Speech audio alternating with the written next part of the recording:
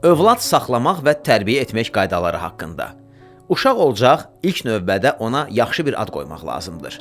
Namünasib ad qoysalar, bütün ömrü boyu bundan xəcalət çəkər, qanı qaralar. Sonra ağıllı və sağlam bir dayə tapmaq lazımdır. Çünki pis adət və xəstəliyin çoxu süd vasitəsilə uşağa keçir. Uşaq süddən ayrıldıqdan sonra hələ əxlaq korlamağa vaxt tapmamış, onu tərbiyə etməyi, nizam-intizamı öyrətməyə başlamaq lazımdır. Uşaq təbiətində olan fitri nöqsanlara görə pis adətlərə meyl edə biləcəyindən, vaxtından əvvəl onun qarşısını almaq, təbiətini nəzərdə tutmaqla əxlaqını saflaşdırmaq gərəkdir.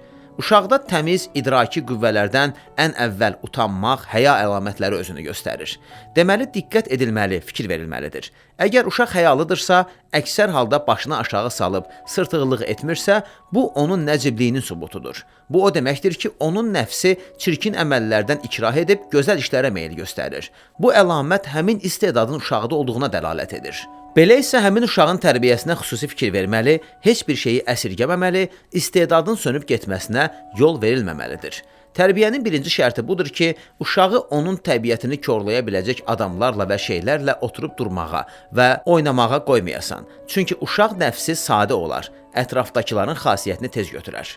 Uşağı mehribanlıq və məhəbbət doğuran kəramətlərlə tərbiyə etmək lazımdır. Xüsusilə ağıla, şuura, idraki təsir edən, başa salmaq yolu ilə pul vermək, şinikləndirmək, əsil nəsibə aid olan şeylərlə yox.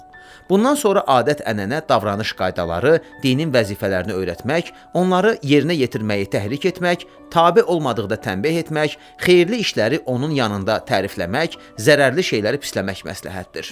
Ondan yaxşı bir hərəkət baş verdikdə həvəsləndirib artırmaq, kiçik bir nöqsan gördükdə danlayıb qarşısını almaq lazımdır.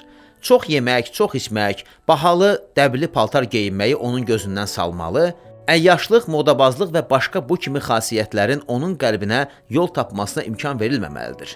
Bəzəkli-düzəkli paltarların arvadlara aid olduğunu təlqin edilməli, ağıllı kişilərin, böyük adamların sadə geyindiklərini ona başa salmaq lazımdır. Elə ki, razı oldu, qulağı belə şeylərlə doldu, təkrar edildiyindən adətə keçər. Bunun əleyhinə gedənlərin, ziddini edənlərin, xüsusilə də həmyaşıdlarını, taytuşlarını yaxına buraxmamalıdır. Uşaqlarda pis adətlərə, bəd əməllərə nifrət yaratmaq lazımdır. Uşaq inkişafının ilk anlarında çoxlu səhvlərə yol verər, qəbahətli iş görər, çox zaman yalançı, paxıl, oğru, xəbərçi, tərs və inadkar olar, füzulluq eləyər, dediyindən əl çəkməz, başqalarını da zərərli və xoşagəlməz iş tutmağa vadar edər. Sonra isə tənbih və tərbiyə yaşı keçər. Deməli, uşağı körpəlikdən tərbiyə etmək lazımdır. Sonra dərs öyrətməyə, təlimlərə başlayar, hikmətli kəlamlar, tərbiyəvi şeirlər əzbərlədirlər ki, öyrətmək istədikləri şeylər yadında qalsın, mənasını unutmasın. Xörəkləri rəngarəng və cürbəcür hazırlayıb onu yeməyə təhrik etmək lazım deyil. Orta bir yeməyi planlaşdırıb iştahasını sabitləşdirməyi, adi yeməklə kifayətləndirib, daha ləzzətlilərinə hərislik göstərməmək vərdişini tərbiyə etməyə çalışmalıdır. Ara bir yavan yeməyə öyrədilsə məsləhətdir.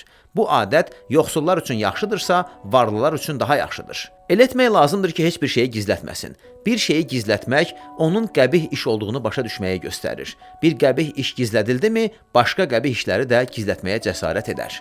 Çox yatağanlığı qadağan etmək lazımdır. Çox yatmaq zehni kütləşdirər, hafizəni öldürər, bədəni lırtlaşdırar, insanı süst edər. Gündüz yatmağa qoymamalı, yumşaq, rahat paltar geydirməməli, bəlkə boşa öyrətməli, yayda sərin sərdabə və nazik tüllərlə, qışda isti otaq və qalın küklərə öyrətməməli, çox yerimək, hərəkət etmək, at minmək, əziyyət çəkməyə adət etməli, əksləri qadağan olunmalıdır, oturub durmaq qaydaları, susub danışmaq üsulları öyrədilməlidir. Biz bu barədə davamında danışacağıq. Saçlarına xüsusi sığal verib əyninə qadınlara məxsus bəzək-düzəkli paltar geydirməməli. Ehtiyac olmadıqca barmağına üzük keçirilməməlidir. Yaxın adamları, ata-babaları, mal-dövlətləri, yeyib-içmələri, geyim-keçimləri ilə lovğalanmağa icazə verilməməlidir. Hamıya qarşı təvazökar olmalı, yaxın adamlara hörmət qoymaq təlqin edilməli, özündən zəiflərə əl qaldırıb özündən güclülərə boyun əymək. Elə ki, uşaqlıq dövrü keçdi, adamların nə üçün və necə yaşadıqlarını başa düşməyə başladı, o zaman ona sərvətin, mal-dövlətin, mülkün, torpağın, qul, kəniz, ilxı, fərş və s. insan səhhəti və güzəran üçün olduğunu anlatmalı, sağlamlığını qorumağı, xəstəlik və bədbəxtlikdən uzaq olmağı, ömür nə qədər vəfa edərsə, o qədər bu qaydanı saxlamağı, rahat yaşamağı, bədəni ləzzətlərə, nəfsi əziyyətləri qatmamağı məsləhət görmək lazımdır. İlk növbədə uşağın təbiətinə, nəyə qabil olduğuna nəzər yetirmək lazımdır. Ağıl fərasətinə fikir vermək, müşahidə nəticəsində onu fitrətində hansı sənətə və elmə çox meyl olduğunu müəyyənləşdirmək, sonra isə həmin işlə də məşğul etdirmək vacibdir. Çünki hamının bütün peşə və sənətə qabiliyyəti eyni olmaz. Yoxsa insanların hamısı ən şərafətli sənətlə məşğul olardılar.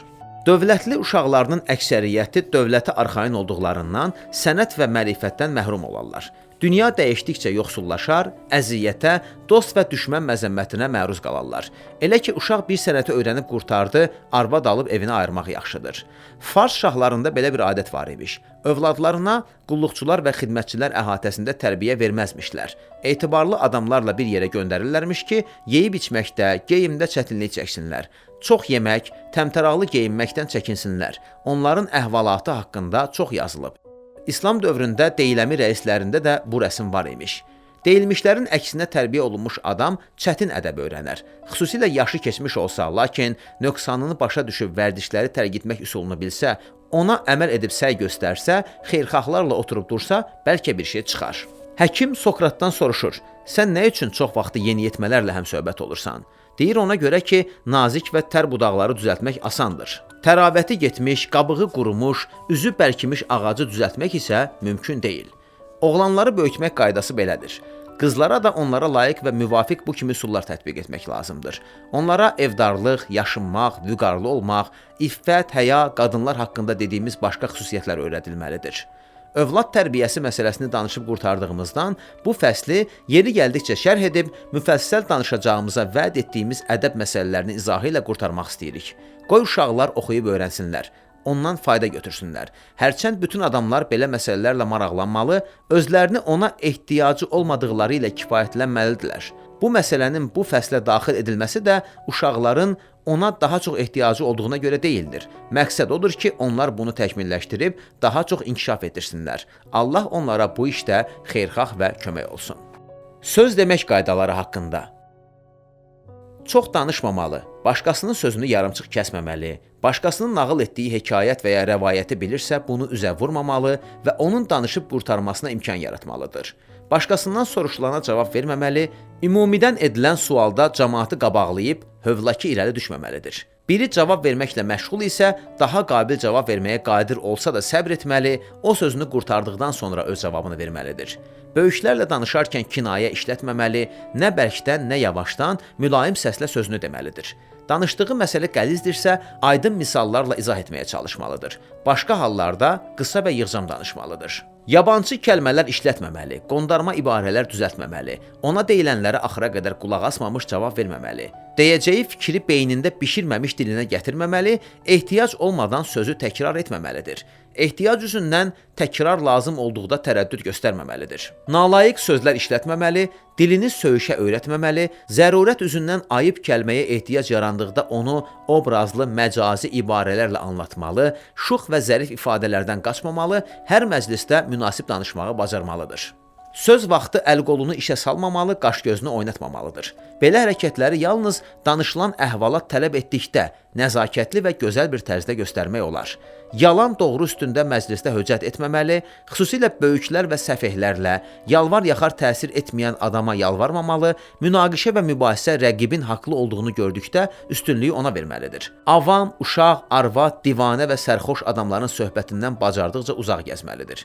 Başa düşməyən adama incə və üstü örtülü söz deməməli, danışdıqda nəzakətli olmalı, heç kəsin işini, sözünü, hərəkətini pis şəkildə ona buna çatdırmamalı, qorxulu şayələr yaymamalıdırlar. Böyük bir adam qarşısına çıxsa, əvvəlcə sözə başlamaq şüyümlü olar. Bir filosofdan soruşurlar ki, nə üçün az danışıb çox qulaq asırsan? Deyir ki, çünki mənə 2 qulaq veriblər, 1 dil, yəni 2 eşit, 1